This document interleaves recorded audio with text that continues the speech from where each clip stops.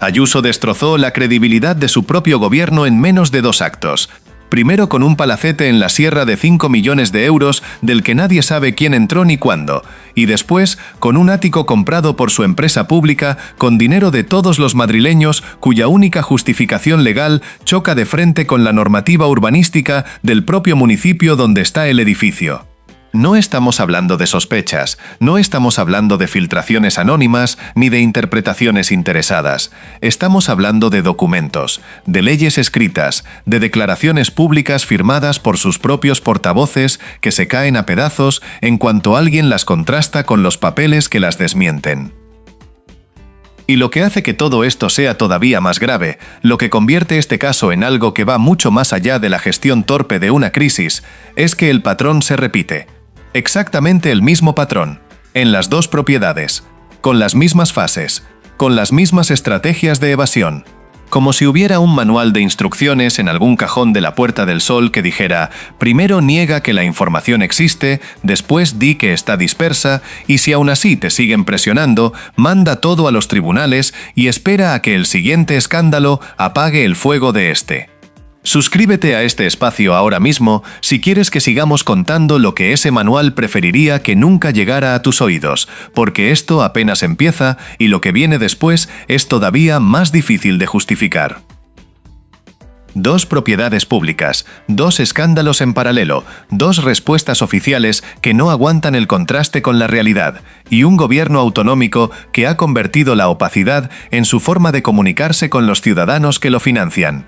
Antes de que este guión avance un solo paso más, necesitas saber algo que la Comunidad de Madrid lleva meses intentando que no te llegue con claridad.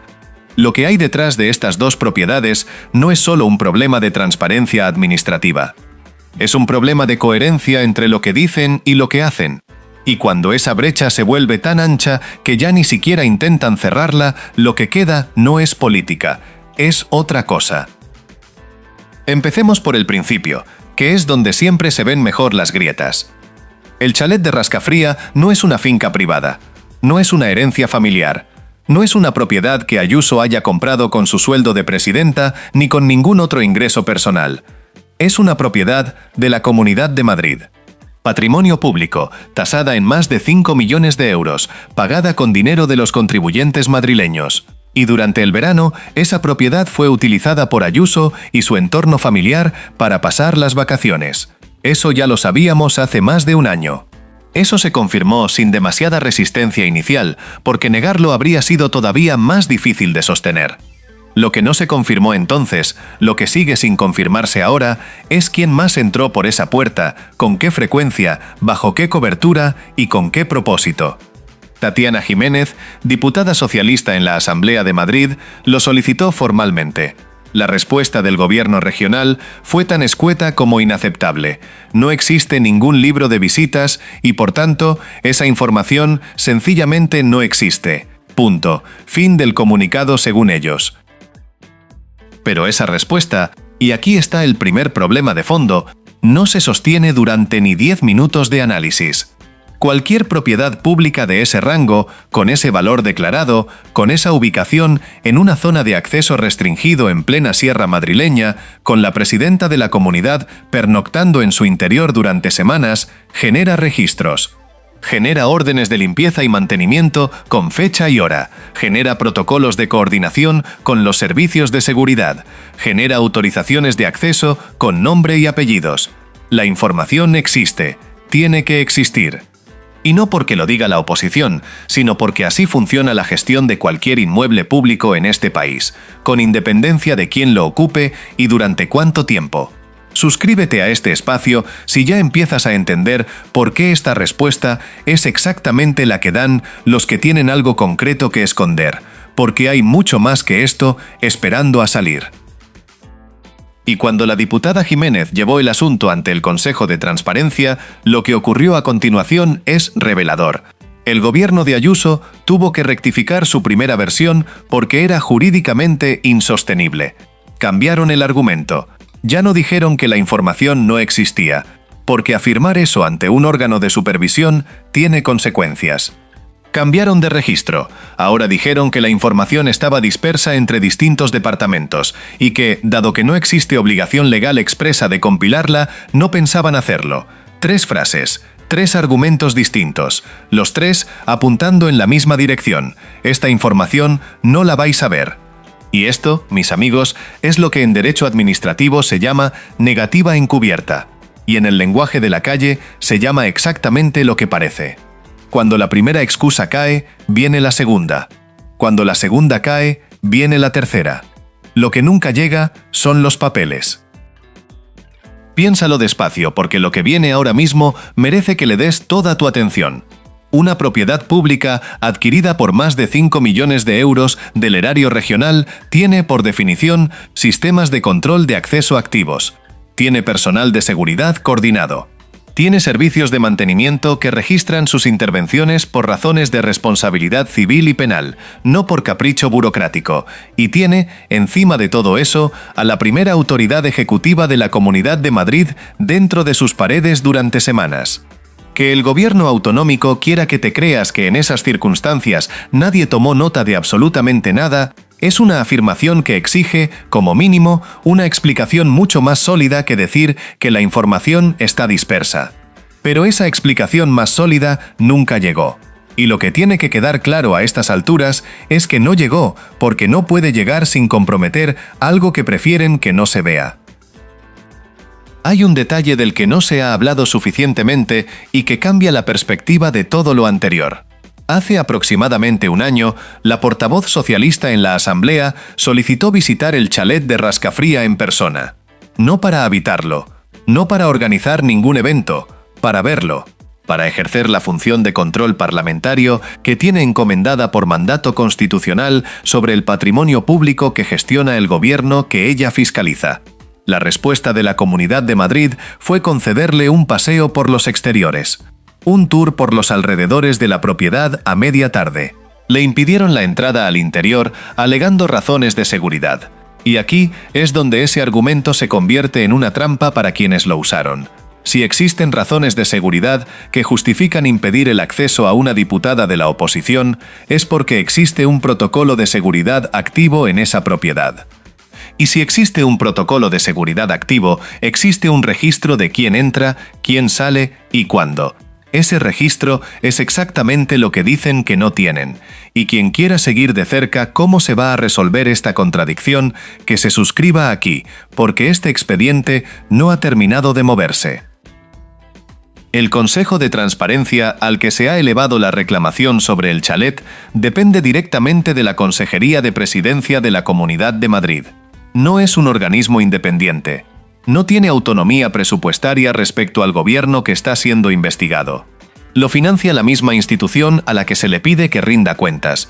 Ese es el organismo que va a decidir si el gobierno de Ayuso tiene obligación de entregar la información sobre el uso del chalet de Ayuso. Y eso, aquí lo vemos claro, tiene un nombre técnico que es conflicto de interés estructural, y tiene un nombre coloquial que cada uno puede poner por su cuenta. Lo que no tiene es ninguna apariencia de imparcialidad. Lo que no genera es ninguna expectativa razonable de que el resultado de esa supervisión vaya a incomodar a nadie en la Puerta del Sol. Pero el chalet de Rascafría es solo el primer piso de un edificio que tiene más plantas. Porque mientras ese escándalo seguía ocupando espacio en los medios, fue saliendo a la luz lo que ocurrió con el ático. El ático que Planifica Madrid, empresa pública de la Comunidad de Madrid, adquirió con fondos públicos. Y aquí, como anunciamos al principio, ya no estamos hablando de opacidad, ya no estamos hablando de registros que no existen o de información que está dispersa. Estamos hablando de una justificación oficial que fue desmontada públicamente por la normativa urbanística vigente del propio municipio donde se ubica el inmueble. Eso tiene una gravedad cualitativamente distinta. Porque si el problema del chalet es que no dan la información, el problema del ático es que la información que sí dieron es falsa. Suscríbete a este espacio antes de que acabe este párrafo, porque lo que viene a continuación es lo que más les cuesta explicar en sede mediática y lo que más trabajo les ha dado desde que salió a la luz. El portavoz del Partido Popular, Alfonso Serrano, fue el encargado de dar la versión oficial. Salió a defender que ese ático nunca fue adquirido como vivienda de la presidenta, que la compra estaba justificada porque el inmueble iba a ser destinado a uso temporal de oficinas mientras se realizaban obras en la Real Casa de Correos. Eso fue lo que dijo, con esa claridad, con esa firmeza ante los medios que le preguntaban. Y esa declaración, amigas y amigos, es la cita trampa más clara que ha producido este escándalo, porque la normativa urbanística de Madrid establece de forma explícita, sin margen de interpretación y con efectos vinculantes, que ese edificio, en esa ubicación y en ese piso concreto, solo puede tener uso residencial, no uso de oficinas, no uso administrativo temporal, no uso mixto con predominio institucional, uso residencial. La ley lo dice. Los documentos de planeamiento urbano lo confirman, y el portavoz del PP salió a defender, en sede pública y ante los medios, exactamente lo contrario de lo que dice esa ley. Esto no es una cuestión de interpretación jurídica donde dos lecturas razonables pueden coexistir. Esto no es un debate técnico en el que expertos de distintas corrientes llegan a conclusiones diferentes con los mismos datos.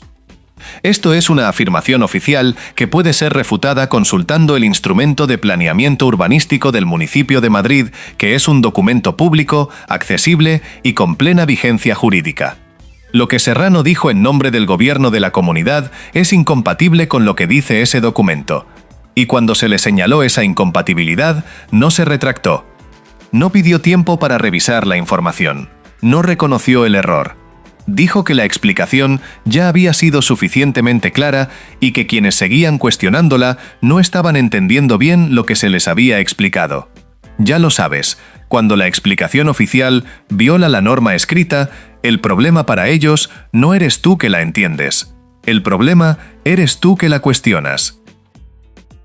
Y en medio de todo eso, con la presión mediática ya instalada y con la oposición pidiendo el expediente completo de la compra, el presidente de Planifica Madrid tomó una decisión comunicativa que, vista en perspectiva, fue el error más revelador de todo el caso.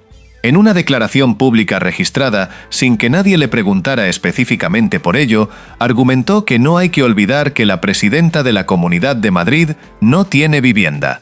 Esa frase, dicha por el máximo responsable de la empresa pública que compró el ático, sin que nadie se la pidiera. Sin que fuera la respuesta directa a ninguna pregunta sobre el estatuto residencial del inmueble. La metió él solo. Y esa frase, mis amigos, es la admisión más elocuente que se ha producido en todo este escándalo, porque nadie había planteado en ese momento que la razón de la compra fuera proveer de vivienda a la presidenta. Nadie había articulado ese argumento como hipótesis pública en ese instante. Y sin embargo, él lo dijo. Lo dijo porque es la justificación de fondo que están construyendo para defender lo indefendible. Y la normativa urbanística de Madrid ya había respondido a ese argumento antes de que terminara de formularse. Antes de seguir adelante, hay que detenerse un momento en lo que acaba de ocurrir narrativamente, porque es importante. El presidente de la empresa pública que compró el ático salió a decir, espontáneamente, que Ayuso no tiene vivienda. La normativa urbanística de Madrid establece que ese inmueble solo puede tener uso residencial. Si sumamos esas dos afirmaciones, la que hizo el propio representante de Planifica y la que establece el planeamiento urbano, la conclusión es una sola: se compró una vivienda, con dinero público, para uso de la presidenta. Y esa conclusión no la formula la oposición. La formulan los propios documentos y las propias declaraciones del gobierno. Suscríbete a este espacio si quieres estar aquí cuando los tribunales tengan que pronunciarse sobre eso, porque ese momento se acerca y nadie en la Comunidad de Madrid parece tener todavía una respuesta que no se desmonte sola. Ahora llega lo que conecta todo lo que has escuchado hasta aquí. La revelación que da sentido al patrón completo. Porque lo más significativo de este caso no es la opacidad del chalet ni la contradicción urbanística del ático por separado. Lo más significativo es que ambas situaciones comparten exactamente el mismo mecanismo de respuesta institucional. Primero, silencio. Después, una explicación que no aguanta el primer contraste documental. Después, insistencia en esa misma explicación, aunque haya quedado públicamente desmontada. Y finalmente, cuando la presión judicial o mediática crece demasiado, desvío de atención mediante un nuevo titular o una nueva filtración que mueva el foco. En el caso del chalet, la secuencia fue: primero dijeron que la información no existía, luego que estaba dispersa, luego que no tenían obligación legal de compilarla. 3 versiones sucesivas, todas con el mismo resultado práctico: los registros no se entregan. En el caso del ático, la secuencia fue: primero, la justificación de las oficinas temporales, luego, la mención espontánea a la falta de vivienda de la presidenta, luego, el anuncio de que llevarían el asunto a los tribunales en lugar de publicar el expediente completo. 3 movimientos, el mismo patrón. Y la Comunidad de Madrid, en lugar de publicar ese expediente para despejar cualquier duda, ha optado por judicializar el asunto. Lo cual, como han señalado varios analistas de forma difícilmente rebatible, es exactamente lo contrario de lo que haría una institución con los papeles en orden desde el principio. Las consecuencias de todo esto empiezan a ramificarse en direcciones que el gobierno autonómico no puede controlar del todo. En la Asamblea de Madrid, la oposición lleva semanas solicitando documentación que no llega. Lleva semanas presentando preguntas parlamentarias que reciben respuestas que evaden el fondo. Y lleva semanas denunciando ante el Consejo de Transparencia el uso torticero de la Ley de Transparencia para impedir el acceso a información que esa misma ley obliga a entregar en condiciones normales. La presión institucional no remite. Y mientras tanto, en los ayuntamientos de la región, el malestar crece por razones que en apariencia son distintas, pero que en el fondo tienen la misma raíz. Rivas Vaciamadrid ha presentado ya un recurso ante la Hacienda Regional para impugnar la subida de la tasa de incendios. Y el momento de esa subida es difícil de ignorar.